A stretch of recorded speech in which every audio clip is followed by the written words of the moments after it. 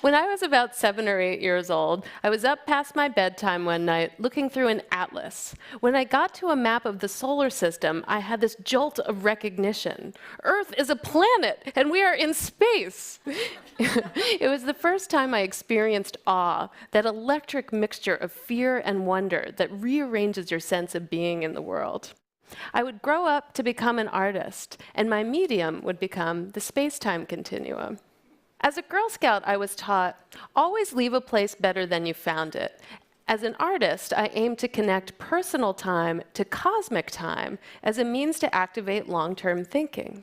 In 2004, I began a decade-long project called The Oldest Living Things in the World, where I would journey to every continent to photograph 30 different ancient organisms that are 2,000 years old and older, including this 5,500-year-old moss bank in Antarctica that happens to live just around the corner from where Ernest Shackleton was marooned. But that's a story for another time. Human beings aren't physically optimized to connect with timescales outside our own lifespans.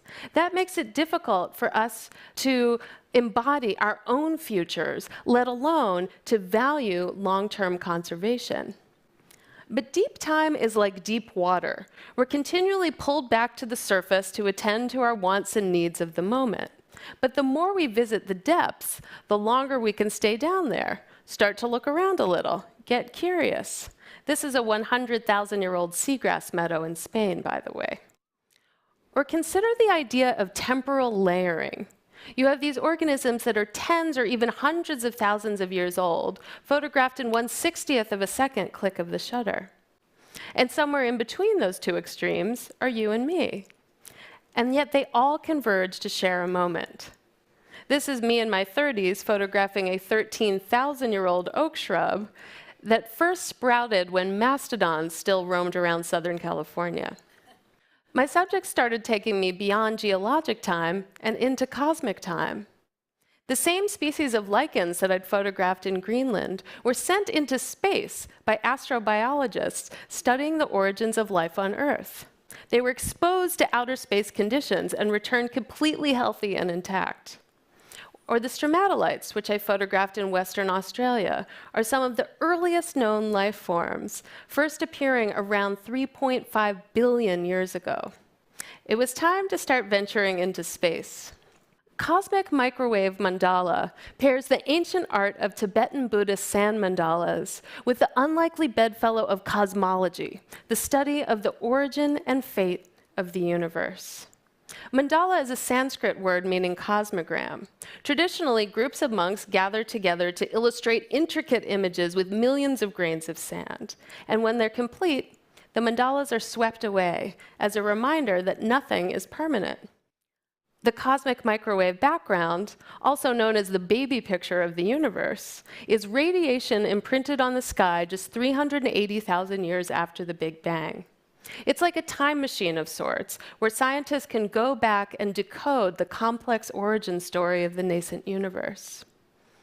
My work here is an attempt to marry these two disciplines, one ancient, one cutting edge, but both trying to make sense of our place in the universe. I spent 2 weeks constructing the mandala at the new museum Los Gatos. And if you're wondering if hunching over doing delicate work day in and day out is physically uncomfortable, it is. But it's in these moments when I measure my own personal discomfort against the immensity of my subject matter, I find my perspective stretching out and my consciousness expanding. At the end of the exhibition, the mandala will be ceremoniously destroyed, and I'll be giving away the sand to anyone who brings a vessel to collect some. It dawned on me, I've started making ephemeral artworks about eternity.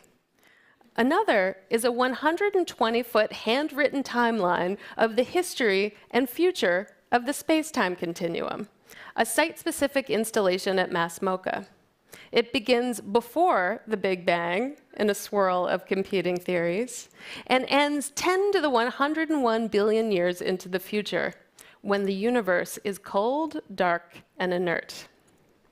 It includes the birth of the first stars 400 million years after the Big Bang, through to the death of the last stars, a duodecillion years from now.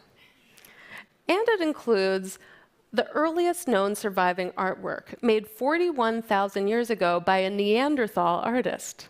So it turns out that art was important to the human experience even before we were fully human. And at the end of the exhibition, the timeline will end as well. So why expend so much effort creating artworks that won't withstand the test of time? As a reminder that nothing will stand the test of time.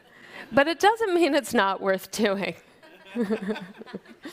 So let us open our hearts and minds to the mysteries of the cosmos and push ourselves outside our comfort zones so that we may truly value and protect the gift it is to be alive and aware in the universe, not just for ourselves, but for generations to come.